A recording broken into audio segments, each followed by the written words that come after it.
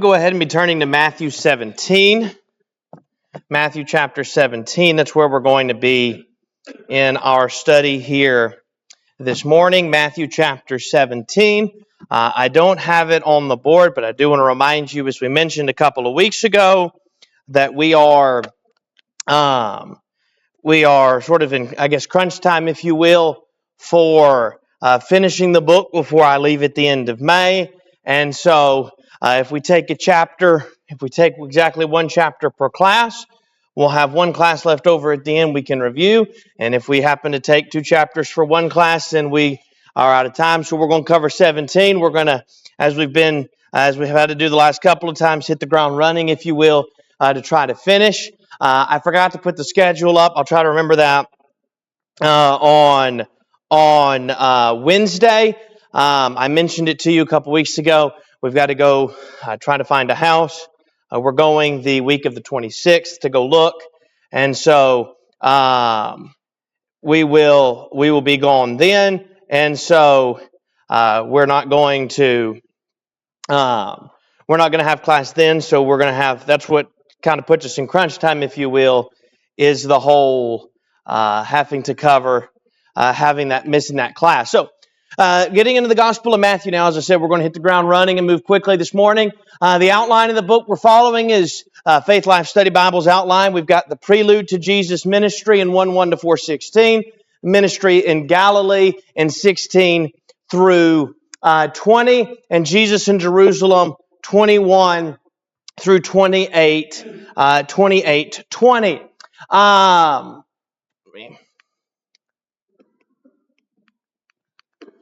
Having a hard time with the remote's not working. Let's see here. We then have, we're looking at the chronology of the life of Christ, the 7 periods, if you will, of the life of Christ that are often referred to. These 7 periods of the life of Christ were in the period known as the period of retirement. Again, Jesus has been in Galilee, and now he's still in Galilee technically, but as we said, this is sort of known as that period of retirement, where he is he's sort of working his way, starting towards Jerusalem before we go to the close of his ministry. We really saw a transition in our study on Wednesday evening, where he's sort of setting his face towards Jerusalem. I'm going to skip the chapter content this time, Lord willing. If we have time on Wednesday, we'll cover that. So we can get into chapter 17. As I mentioned when we began the book, or after we were in the book for a little bit, we've got a lot of chapters we've already covered, and so if we keep doing chapter content every time, we're going to be struggling to finish, and so we're going to skip that for the time being. Matthew 17 is the Messiah at the Mount of Transfiguration. It's a very familiar event to us. The event of the Mount of Transfiguration. This is Matthew's account. There are parallel accounts in a couple of the other Gospels. Mark's account of this is recorded in Mark 9, 2 through 13. Luke's account in Luke 9, 28 through 36. Question number 1. Briefly summarize the chapter. What's chapter 17 about?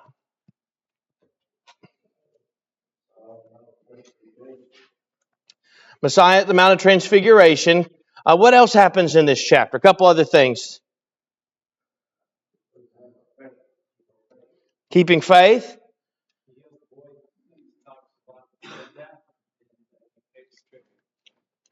So there's the healing of the boy that's an epileptic. There's the foretelling of the death and resurrection.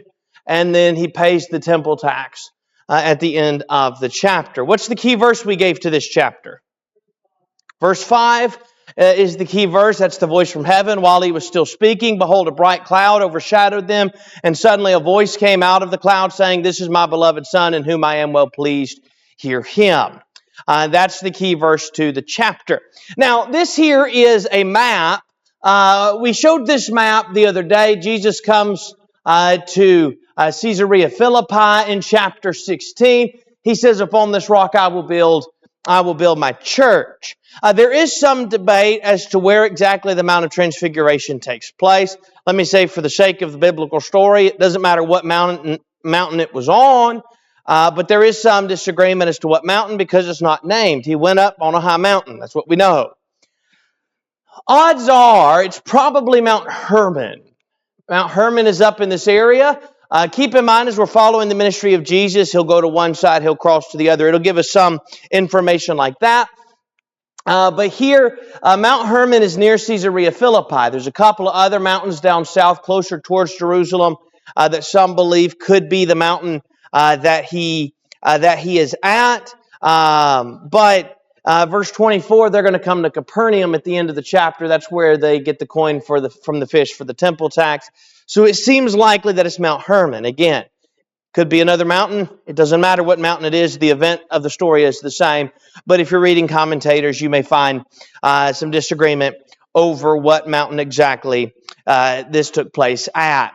As we get to the first point now, the Mount of Transfiguration, there are two things to look at. There's the events on the mountain in 1 to 8, and then 9 through 13 is a discussion that Jesus has with the apostles that are there. 3 of them he takes with him. We'll get to those in verse 1 in a moment.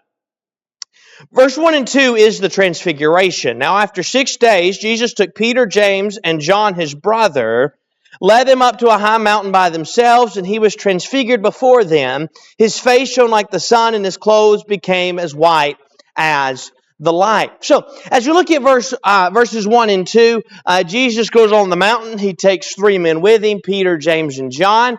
While Jesus was close with the apostles, those disciples that he were closest to, those 12, he often was seen and closest with these 3. He would go up with these 3 at times. He would take with him when he may not always take some of the others. So these 3 go with him, and they go on the high mountain, and he was transfigured before them. Now, this word transfigured that occurs here in verse 2 is a word we're familiar with, the Greek word. It is the Greek word, a form of the Greek word metamorpho. That word may sound familiar. It's actually the word, it is the word metamorpho. Here, this word should sound familiar to us for 2 reasons. Number 1, when we talk about Romans chapter 12, do not be conformed to this world, but be ye transformed. It's the same word that occurs here in the Mount of Transfiguration. In fact, this word only occurs 4 times in all the Gospels. It's translated in the New King James. It occurs 4 times. Transformed twice, Romans 12:2, and then 2 Corinthians 3:18. But we all with unveiled face, beholding as in a mirror the glory of the Lord, are being transformed. It's the same word. The other 2 occurrences is translated transfigured, and that's Matthew's account and Mark's account of the Mount of Transfiguration. Luke uses a different term in his account, but in Matthew and Mark's account, this word occurs. It's also familiar to us because it's the word from which we get the word metamorpho or morpho. We get the word metamorphosis from. It's the word, we get some of our words from Greek terms. It's the word we get that term metamorphosis from, right? That process, the caterpillar turning into a butterfly. So it has to do with the change. So Jesus here, his appearance is transfigured or changed. Luke uses a term for it was altered in Luke 9 and in verse 29. His face shone like the sun, and his clothes became as white as the light. But not only was Jesus transfigured or transformed here on the mountain, 2 biblical characters appear with him. Who are they? Verse 3. Moses and Elijah appear in verse 3. Now, verse 4, Peter has a proposal. What's that proposal? 3 tabernacles. Lord, it's good for us to be here. If you wish, let us make here 3 tabernacles, one for you, one for Moses, one for Elijah. Now, let me pause for a second and say a couple of things. Somehow, I don't know how, I don't know how it is, but when they see Moses and Elijah, the disciples recognize them. Now, is that because of a miracle they're already occurring? I don't know how it is they recognize them, but somehow they recognize them. And Peter says, let's build a tabernacle, one for each of you. Now, I mentioned this in chapter 16. Peter, we never know where Peter's going to go. Peter, one moment in chapter 16 says, you are the Christ, the Son of the living God. Turns around a minute later and says, Lord, you're not going to be crucified. Turns around in the next chapter and says, well, I don't build a tabernacle to worship you and to worship Moses and to worship Elijah. You just never know where Peter's kind of a loose cannon, if you will. You never know where he's going to go. So Peter says, let's do this. Now, I'm going to get back to this in a minute. I think Moses and Elijah are representing something, and I'll get to what that is in a minute. When we get further in the text, I think it becomes clearer. But at this point, he says, let's build a tabernacle for each of the three of you. Now, Jesus does not rebuke him here. What happens instead in verse 5? The Father speaks. The cloud comes overshadows, and suddenly a voice comes out of the cloud saying, this is my beloved Son in whom I am well pleased. Hear him. When the disciples heard it, they fell on their face and they were greatly afraid. And Jesus came and touched them and said, arise and do not be afraid. When they had lifted up their eyes, they saw no one but Jesus only. Here's what I think Moses and Elijah represent. I think verse 5 gives us some clarity.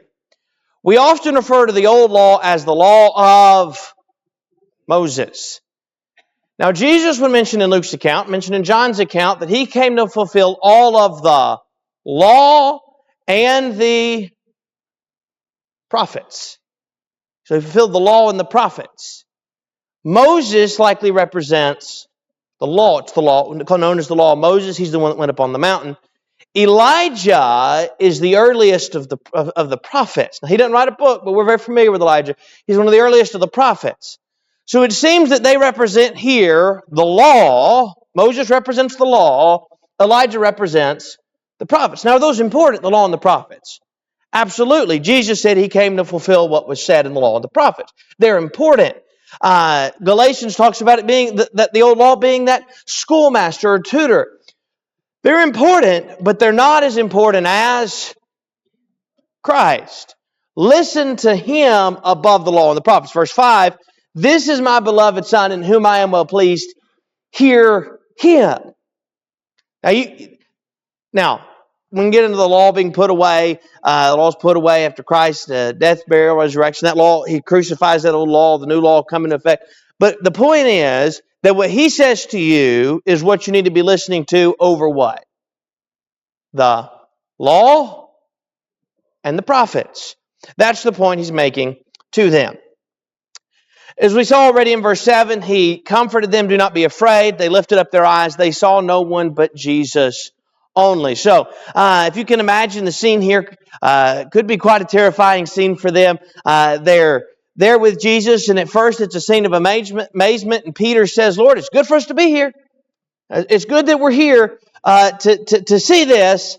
And then this voice comes from heaven after Peter tries to get them to build these tabernacles for Moses and Elijah and for Jesus. And the voice says that this is my beloved Son, as the voice came down from the cloud and says, in whom I am well pleased, hear him. And now they're afraid. Now, I think in my mind back to, I think it's Exodus chapter 19. If you remember before the law is given, if you go back in your Old Testaments, keep your marker here in Matthew, but if you go back in your Old Testaments, remember Israel's at Mount Sinai in chapter 19, and it came to pass on the third day, verse 16, there were thunderings and lightnings and a thick cloud on the mountain, and the sound of the trumpet was very loud. So all the people who were in the camp trembled. They heard God speaking in Exodus 19, and they were afraid. In fact, they told Moses, how about from now on, you go speak to God and tell us what he says. So now the voice comes from heaven, the Father speaks from heaven, and the disciples are afraid, and Jesus tells them, do not be afraid. And they lifted up their eyes, they saw only Jesus, and now they're going to begin heading down the mountain. Verse 3, our question 3, what did the Father's voice say? This is my beloved Son, hear, in whom I am well pleased, hear ye him. Again, he listened to him above the law and the prophets. Again, what I think Moses and Elijah are representing. Well, as they began to leave in verse 10, going back a couple of slides, number 5, Jesus comforts them, and then we come to number 6, or to point B, there's a discussion that takes place. They're leaving now. They're actually coming off the mountain. And as they're coming off the mountain, there's a discussion taking place between Jesus and the disciples that are there with him. And he tells them, verse 9, he says, when he came down, tell the vision to no one until the Son of Man is risen from the dead. Yes.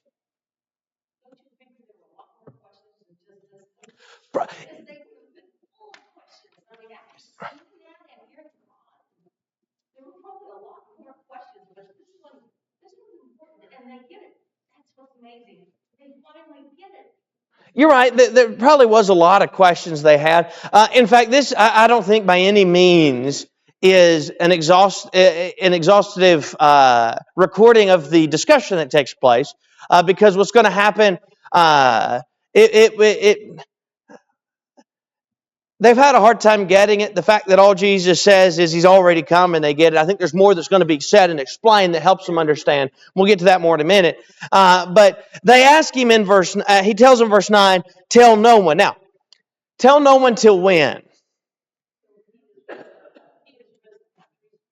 Till he's risen from the dead. Now, some Bibles, one of the things I like that some Bibles have done nowadays, I have a Bible that does it, a couple Bibles that actually do this, and my electronic Bible in the New King James does it, is under a passage, it will list, or a heading, or the pericope as they're called, those headings there, it'll list parallels.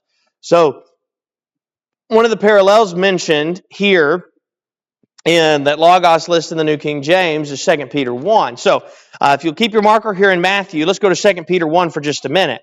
2 Peter chapter 1, I want to look at a couple of verses in 17 and 18. And notice what is said. 2 Peter chapter 1, verses 17 and 18. For he received from God the Father honor and glory when such a voice came to him from the excellent glory, this is my beloved Son in whom I am well pleased. And we heard this voice which came from heaven when we were with him on the holy mountain. So later on, after the resurrection, Peter in his second epistle refers back to this event of the Mount of Transfiguration, as we call it. So it's referenced later on, just as Jesus said, you tell it after the resurrection. But why wait till after the resurrection? We made this point a few times. Why wait? It's not yet time for him to be fully recognized or revealed. What are the people going to try to do?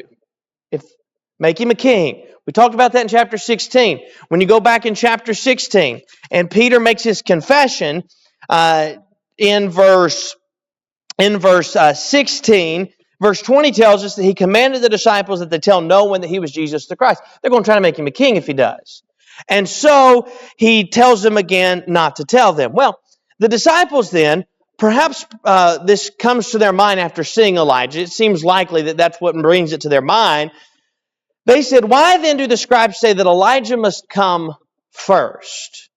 Now, let's think about this for just a minute as we go back. We've gone through this before, but if you want to note this out, this is is being referenced by those that are the scribes, the religious leaders. They're referencing Malachi 4. We talked about this when we talked about John back in, I think it was chapter 11, but back when he sent the messengers to Jesus. In verse 5 of Malachi 4, it says, behold, I will send you Elijah the prophet before the coming of the great and dreadful day of the Lord, and he will turn the hearts of the fathers to the children, and the hearts of the children to their fathers, lest I come and strike the earth with a curse. So, the Old Testament told us that who was going to come first? Elijah. So they want to know, why do the scribes say Elijah's coming first? Perhaps again in their mind they're thinking, well, we just saw Elijah. Why aren't we supposed to be, maybe they're thinking, why aren't we supposed to be telling anybody about this? Whatever it is, something in their mind makes them want to ask the question about Elijah. And so Jesus answered verse 11 and said, indeed, Elijah is coming first and will restore all things. But I say to you that Elijah has come already. So we'll stop there for a minute. He says, I'm telling you that before the Son's coming, before the Messiah's coming, Elijah is coming first, and behold, he's already come.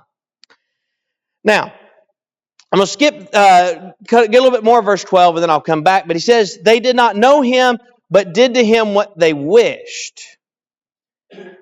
Now, what are the disciples' reaction? We'll come back to the end of verse 12 in a minute and discuss it. But what is their reaction? Verse 13, they understood he talked about John the Baptist. Now, again, there's likely a much more of a discussion as they're coming off the mountain than him just simply saying, yeah, he is going to come, and he's already come, and they did to him what they wished, and the Messiah is going to suffer too, and that's the end of the discussion. There's likely more that took place, but this is what we need to know that was recorded for us of this discussion.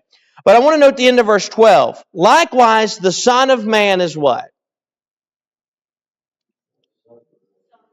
Also about to suffer at their hands. I'm going to go back again. We hit this several times in chapter 16, but I want to go back and hit it again.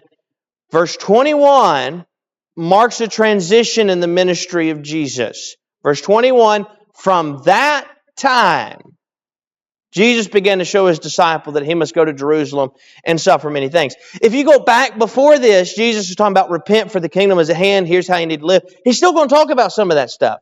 But his focus now is preparing those closest to him for his death and ultimately the fact that he will be raised from the dead. So verse 12, he tells them again, he must suffer many things.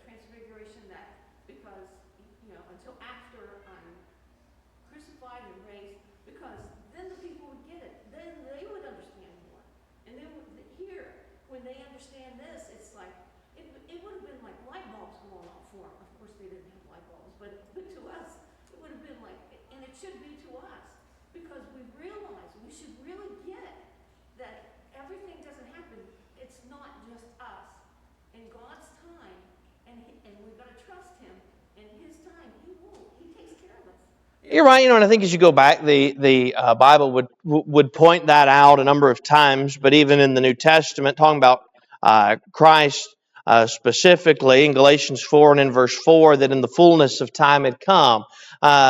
What exactly made it the fullness of time? I don't know. Perhaps the universal language, the ability to communicate. Some of those things may have been contributing to why then. But that was the time that Christ was to come. You're right. So it's about God's timing. Let's go to question number 4. What was the disciples' question concerning Elijah? Yeah, scribes are saying he's going to come. I think really the question implied is, they're talking about this. He said, why then do they talk about, what's the purpose of this? What are they really talking about? What did Jesus reply? Verse 5, he's already come, and they did what they wished, and the Son of Man is going to suffer at their hands as well. What's the disciples' reaction? Verse 6. They got it. They understood what was being said. Let's go to verse 14 now. Verse 14 through 21 is the healing of an epileptic. Verse 14 and 15 is the request to heal. And when they had come to the multitude, a man came to him, kneeling down to him and saying, Lord, have mercy on my son, for he is an epileptic and suffers severely and often falls into the fire and often into the water. So the father comes to him and says in verse 14 and 15, he says, my son is an epileptic. He says, so he kneels down and he says, have mercy on my son. Now, I want to bring in a parallel account. Again, we bring in these parallels as they enhance our understanding. If you go to Mark's account in Mark chapter 9 and in verse 14, Mark 9 and in verse 14, when he had came to the disciples, he saw a great multitude around them and scribes disputing with them. And immediately when they saw him, all the people were greatly amazed and running to him, greeted him. And he asked the scribes, why are you discussing with them? And one of them said, Teacher, I brought you my son who has a mute spirit. So Mark's account starts where we're going to get to in a minute. The disciples didn't heal him at first. Here's a further description. And whenever it seizes him, it throws him down. He foams at the mouth, gnashes his teeth, and becomes rigid. So I spoke to your disciples so that they should cast it out, but they could not. He answered him and said, O faithless generation, how long shall I be with you? How long shall I bear with you? And bring him to me. So they brought him to him. Again, this is Mark's account, Mark 9, verse 20. When he saw him, immediately the spirit convulsed him. He fell on the ground and wallowed, foaming at the mouth.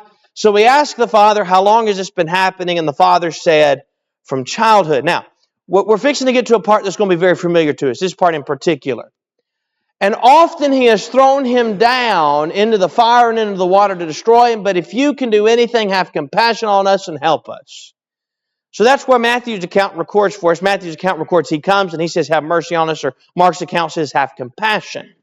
Jesus said to him, he says, you can do anything, have compassion on us. Jesus said to him, if you can believe, all things are possible to him who believes. Because remember, his reaction in verse 22 of Mark's account is, but if you can do anything. Now remember, he's already brought him. Matthew's account, look at verse 16. So I brought him to your disciples, but they could not cure him. That's Matthew's account. Mark's account records more detail. He comes to the disciples. They could not heal him. And so Mark's account says, he says to Jesus, if you can do anything. Now it seems there's doubt in the man's mind. Jesus says, if you can believe, all things are possible to him who believes. Immediately the father of the child cried out and said with tears, this is the familiar statement, Lord, I believe, help my unbelief. Maybe a familiar statement to us. That's recorded in Mark's account of this same event, where he said, where the disciples have already failed to heal him. The father of this boy cries out, Lord, help my unbelief. Verse 17 is Jesus' rebuke of those there, O faithless and perverse generation, how long shall I be with you? How long shall I bear with you? Bring him here to me. Skip down to verse 19 through 21. He looks at him again and says, the disciple said, why could we not cast it out? And he said, because of your unbelief, for assuredly I say to you, if you had faith as a mustard seed, you'll say to this mountain, move from here to there, and it will move, and nothing will be impossible for you. However, this kind does not go out except by prayer and fasting. So, they asked, why couldn't we heal him? After they failed, Jesus' reply was, it's because of your unbelief. Not. Now, the Father has doubts. Perhaps the Father didn't have doubts at the beginning when he came to the disciples. But he has doubts with Jesus, and that's when he says, help my unbelief. But Jesus tells the disciples the problem was that what? You didn't. It's their unbelief. You didn't believe, and that's why it didn't happen.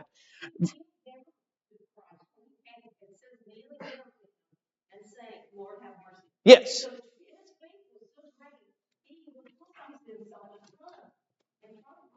You're right, and I think again as we take these accounts, it seems this is after some discussions taking place. He then kneels down and says that's when he makes that statement, help my unbelief. Verse 18, Jesus rebuked the demon and it came out of him and the child was cured from that very hour. So Jesus heals him, verse 18. Something quick to note, verse 21, so we can get through the rest of this chapter this morning. Jesus said, however, this kind does not go out. So it seems there's different kinds of demons. What does that mean? I don't know. I just know there's different kinds. I know it because Jesus said, this kind, I've told you everything I know about the different kinds of demons right there, but there's different kinds of demons. It appears from Jesus' statement in verse 21. Two more things we want to cover this morning before our time is up. 22 and 23, he foretells his death and resurrection again. While they were staying in Galilee, Jesus said to them, the Son of Man is about to be betrayed into the hands of men, and they will kill him, and on the third day he will be raised up. And they were exceedingly sorrowful. Jesus says, I won't be put to death. What's their reaction? Verse 23. They are sorrowful. Not just exceedingly sorrowful. Now, that doesn't last long because, Lord willing, and just a quick reminder, I forgot to mention this, chapter 18 is on the back table. You can pick that up for Wednesday. We get to chapter 18, guess what they're doing? They're arguing over who is the greatest. Doesn't last long, this sorrow. They're going to be arguing and trying to figure out who's better. They're more focused on themselves. But at this moment, they're sorrowful. Verse 23. Let's go to verse 24 now through 27. Jesus pays the temple tax. When they come to Capernaum, so again, I'm going to go back real quick on our map here that we had at the beginning. Likely Mount Hermon is the area of the Transfiguration. Where does all these other events take place? If you look number 7 here, it's believed to take place up here near Caesarea Philippi as well. But verse number 8 on that map, Jesus paying the temple tax. That takes place at Capernaum. We're back down around the Sea of Galilee. When Jesus came to Capernaum, those who received the temple tax came to Peter and said, "Does your teacher not pay the temple tax?" He said, "Yes." And when he came into the house, Jesus anticipated him, saying, "What do you think, Simon? From whom do the kings of the earth take customs or taxes, from their sons or from strangers?" Peter said to him, "From strangers." Jesus said to him, "Then the sons are free. Nevertheless, lest we offend them, go to the sea, cast a hook, and take the fish that comes up first. And when you've opened its mouth, you'll find a piece of money. Take that and give it to them from me and you." They ask Peter, does your master pay the temple tax? Peter says, yes. But going back to the old law, the tax is really being paid by strangers. It doesn't have to be paid by those that are in places of authority or royalty. So Jesus' point is it paid by strangers or by is it paid by sons or by strangers? And the answer is from strangers. Jesus says, then the sons are free. Really, what he's affirming in verse 26 is his what? His deity. He doesn't have to pay the temple tax. Nevertheless, lest they're offended, what? We're going to go ahead and pay it. Yes, pay it so they don't be offended. Peter, go cast out the line. He casts it out. When he pulls it back, there's a fish. Not only a fish that has a coin in its mouth, it's the exact coin needed to pay for two people, to pay for Peter and to pay for Christ. If it wasn't already a miracle that the first fish that Peter caught had a coin, it had the exact coin it needed to pay for him and for Christ. Lord willing, we'll pick up in chapter 18 and cover chapter 18 on Wednesday evening. Again, those outlines are on the back table.